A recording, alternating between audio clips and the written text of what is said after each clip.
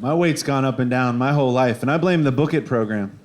If you don't know what the Book It program is, when I was in elementary school, Pizza Hut decided that the best way to solve the illiteracy problem was to offer children a free personal pan pizza if they read 4 books, or told their teacher that they read 4 books. And I mean, it was awesome when you were a kid, right? You got pizza for doing homework, but 30 years later, nobody's making you read books and you're hooked on pizza. That's kind of what I'm going through right now. I knew I had to drop some weight because I reached the point where I thought people were talking about my weight all the time, whether they were or not. That's just where my head was. Like when the Delta flight attendant asked me to switch seats to balance out a Canadair regional jet, that'll ruin your day real quick, okay? Because if I think about it, it's not me. It's where I'm sitting versus where there's too many empty seats. But if you're self-conscious about your weight, that's not what you hear. What you hear is, sir, if you move 10 feet that way, the whole plane will fly properly. Could you help us out? Could you help us out?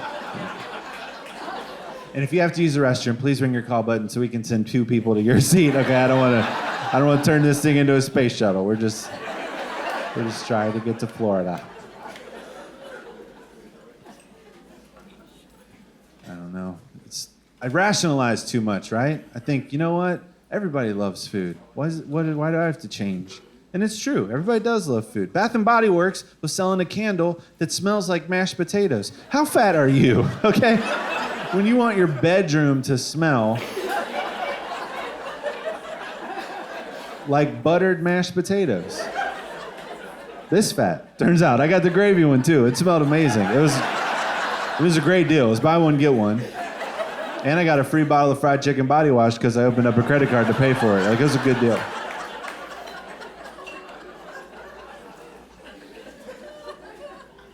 Number 1 show on TV 6 years in a row was Man vs. Food. Yeah, they're doing it again. They got a new guy because the first one exploded or whatever. We don't need to do that show again. I learned everything I was supposed to learn the first time around. I watched that show as if it were a documentary meant to show America what will happen to your body if you eat unhealthy every day for 6 years. If you watch it like that, it works. You could leave here tonight. Go to YouTube. Do a search for Man vs. Food. Watch a clip from season 1, then immediately watch a clip from season 6. You'll notice a difference right away. That guy was way skinnier when he started, and he had an amazing vocabulary. Where'd that go? Watch season 1. He's very articulate. He's like, folks, there is a symphony of flavor going on in my mouth right now. When I bit down, I got heat from the peppers, I got sweet from the relish, little salt from the bacon. This place, they've done it, I'll tell you. They have made perfect harmony in the form of a sandwich. And then 6 years later, he's like,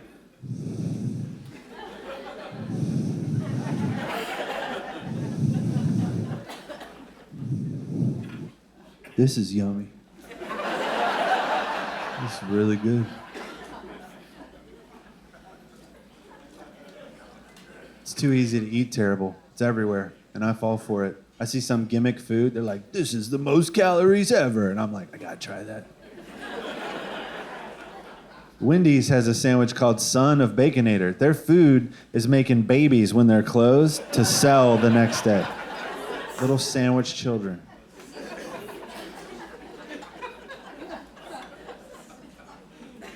Golden Corral, that place is still a thing. You ever go to Golden Corral? You can go once. Can't go twice. Because when you go that first time, you learn there are no rules. There is no code of conduct. That's why it's called Golden Corral. It's just like the Old West of eating. I was like, maybe this was a bad idea. We try to leave. The guy's like, sir, is there a problem? Look, man, I appreciate you giving me access to a chocolate fondue fountain for $9.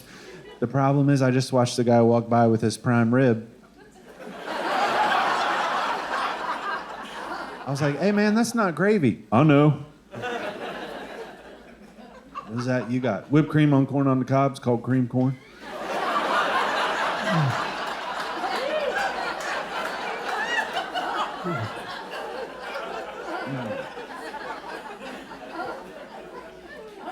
But I've needed to lose weight for a while, and I feel like I tried everything, you know, and I would talk about it on stage, and then people would yell out how they think I should lose weight, you know. One lady's like, you should go vegan. And I don't know if there's any vegans in here with enough strength to raise your hand, but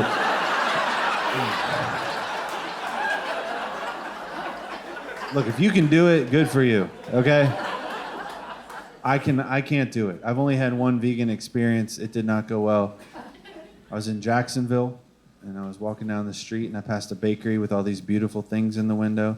So I just kind of poked my head, and I go, "Excuse me, ma'am, what's that right there on the bottom?" And she goes, "That's a root beer float donut. We just took it out of the oven about a half hour ago. Do you want one?" I was like, "No, I want two." But only put one in the bag because the other one ain't making it out of this store. So she hands me the one over the counter. I take a bite as we walk to the register, and I was like,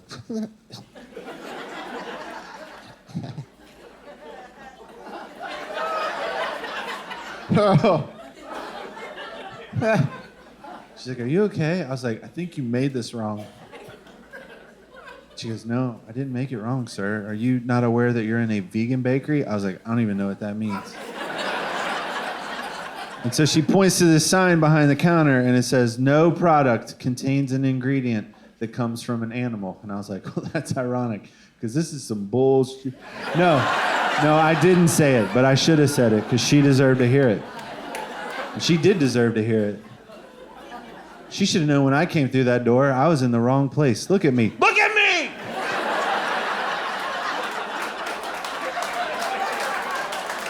I guarantee I don't look like any of her regulars, okay? And I would have had a lot more respect for her if she would have been like, "Sir, I think you might want the place down the street." Yeah. Don't worry, it happens all the time. They'll have everything you're looking for. Milk, eggs, butter, taste. Right down the street. It's like 4 blocks. I'm sure you'll call an Uber. You can wait inside. It's fine.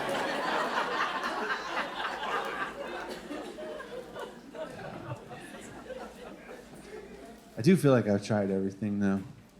Tried P90X. 90-day workout plan. I made it 15 minutes. About 15 minutes. It was hard. Nobody on those DVDs looked like me. Much like the vegan bakery, that should have been my clue. I'm in the wrong place, right? Everybody on there is yelling at me like they know me. Keep going. Love that pain. Enjoy the burn. Why don't you shut up, dude? It's easy for you to say. You look like you've been doing this your whole life. Why not put on one guy that looks like me off to the side so that I have a basis of comparison to how things should be going on my end, you know? I'd like to see if he's also laying on the ground about to pass out before the warm-up's over. I'd like to know that. I might check out disc 2 just to see what happened to that guy. They'd be like, "Well, we lost Kevin yesterday, but we're glad that you're back for leg day." And I'm sure some of you are like, "Josh, I don't know you that well, but my guess is you went into it with a bad attitude." No, I didn't. I went into it with a great attitude. I expedited the shipping. I upgraded to the multicolored resistance bands. I was dressed and ready to go the day I knew it was on the truck for delivery. I put that thing in, and within seconds, regretted every decision I had ever made in my entire life that led me up to that moment.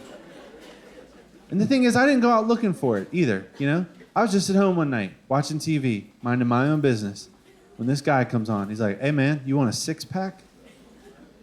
Yeah? You want it in 3 months? I mean, the sooner the better, I guess." "Well, call me." So I called him. It was so bad. And here's the other thing that bothers me. At that time, when I started it, my health level was right here, okay? And all I wanted P90X to do was get me from here to here, right? Just a little bump. I was so bad, I didn't want to do anything. I just sat around watching Netflix, eating Oreos. Every kind of Oreo that came out. You know how they do like the special flavor Oreos? I wanted to try all of them so I could give them an honest review and decent. I even put a fake IP address on my computer so that I could order Oreos from other countries. I did. I tried Swedish fish Oreos. Yeah, they're terrible, but it was better than doing CrossFit. And then by the time I snapped out, I found myself here. I was like, this is messed up, dude. I'm fatter because I tried P90X. And that's how I went with everything. If I didn't get immediate results, I would just sit around and get fatter, sad that it didn't work. Gym memberships, exercise equipment, diets. I tried every kind of diet people told me about, even if it sounded made up. I was like, maybe it'll work for me. I tried this Minecraft diet. Yeah, it's just 3 square meals a day. Listen. It's a great joke. It's a great joke. Thank you. Thank you, manager of GameStop. This is the only people that like that joke.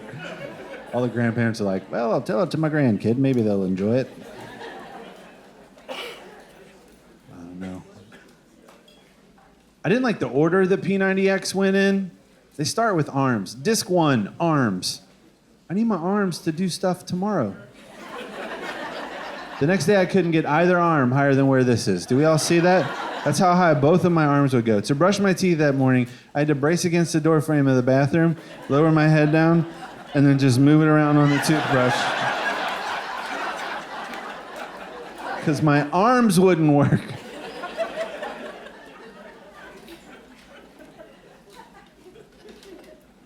My wife is, she's been very supportive of me through my comedy career, which I appreciate. She understands that, you know, I'm in a line of work, and I've been in it for so long that my brain is trained to come up with a joke in any situation, no matter how inappropriate a joke might be in that situation. I can't turn it off. I remember the day we found out she was pregnant with our first child. She took the test and she passed or whatever, and she's like, I'm not gonna get excited until I hear it from the doctor himself. So we go to the doctor and he comes in, he's like, yeah, you guys are pregnant, congratulations. And I said, what's the due date? He said, well, if the date you gave me is correct, I'm gonna guess July 4th. And I was like, 4th of July, that'd be ironic. He goes, why is that? I go, I mean, the day that America is celebrating the birth of its freedom, I can mourn the death of mine. And it's a great joke. I stand by it. And listen, at some point, I probably should have just told him I was a comedian. Because when someone knows that you're a comedian, they let you get away with saying things like that. They don't get weird. They're just like, that's what he does. I could tell by his reaction he had no idea what I did for a living. And in that moment, I had to decide, do I tell him and make this room more comfortable for everyone that's in it? Or do I challenge myself as a professional and try to replicate this exact same awkward silence over every visit for the next 6 to 8 months? Of course, that's what I chose.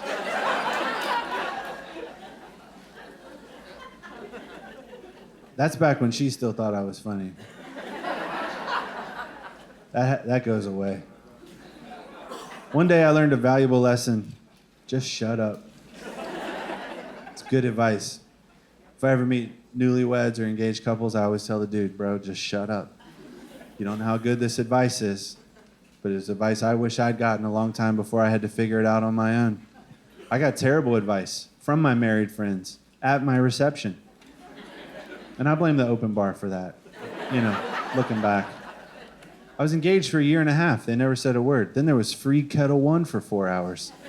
Now I got 27 Dr. Phils popping up every 5 seconds. And my one buddy, I knew it was going to happen. I told her a week out. I said, listen, he's probably going to get pretty drunk at our reception. And my only ask of you is if you see him talking to me or even walking my way, you pull me aside or I'll be stuck with him all night. She's like, don't worry about it. So sure enough, he's wasted. Okay, we all knew he's wasted. He's breakdancing by himself on the middle of the dance floor to the soundtrack from Aladdin during appetizers. We all knew. So he goes into his backspin on Friend Like Me, finishes. We lock eyes. He gets up. He starts stumbling my way. I try to find her. She's leaving the room. I was like, oh boy, here we go. And I've known this dude since we were 3 years old. I've never seen him this drunk. I was like, hey man, you having a good time? Are you serious? This is the best wedding I've ever been to. And let me tell you something. I was laying over there, and I was like, I've been married for a minute, you know? What kind of best friend would I be if I didn't give my boy advice about marriage on his wedding night? So listen, if I was just gonna give you just one really good pee.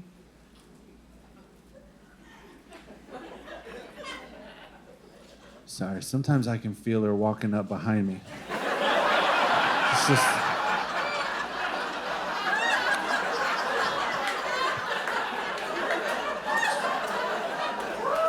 Just pick your battles. That's what every one of my married friends told me. They said, pick your battles. They said it like it was a secret. Top level intel. I was finally allowed to hear it. Pulled me aside. They're like, dude, it's so easy. Just pick your battles. It's terrible advice. What does it mean on paper? It means if I only argue my side every once in a while, I get to win that time. No, you don't. You never get to win. There'll be times you think you've won. She might even say, fine, you win. You have no idea how bad you've lost at this point.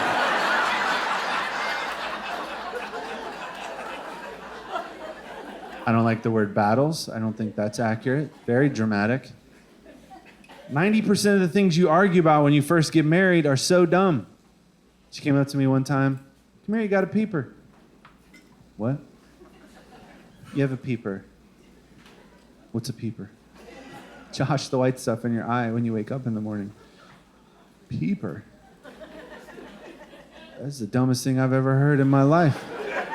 She's like, why? What do you call it? I was like, sleep? That doesn't make sense. Yeah, it does. That's what it's called. So it's at like one side, but it's both, Jennifer. You have a piece of sleep in your eye, or you have some sleep in your eyes. It's the same word, singular and plural, like deer or fish, right? So we're going back and forth, knowing neither one of us is using the medical term for whatever that stuff is when you wake up in the morning. But my idiot friends are in the back of my head going, dude, you're about to decide what that's called in this house for the rest of your life. You might want to see this one through to the end. So I was like, all right, battle pick, let's dance. This is it. This is the one. I picked this one. I would like to select this battle to be mine. You could have the next 10, 15. I don't know. I was not given a number. I would like to choose this battle. She had no idea what I was talking about. It should have been over right then and there, according to legend. Nope. 2 hours later, I say sleep. She says peepers. I'm like, I'm sick of arguing about this. Let's just call somebody else. We get her friend Heather on the phone. Well, I say crusties. Crusties. You kidding me? It's for your nose. You got a crusty or there's a bat in the cave. We're not even talking about this. So we call my friend Dave. I say eye boogers. I'm a grown man. I'm not going to call him eye boogers. Why didn't I just shut up? If I just shut up, I'd be sitting on the couch all by myself playing Call of Duty in a much better mood. What's that, peeper? Oh, I must have missed that this week. Whatever. But you know what we call it? Peepers. You're right. We call it peepers. So what was any of it for? I have no idea.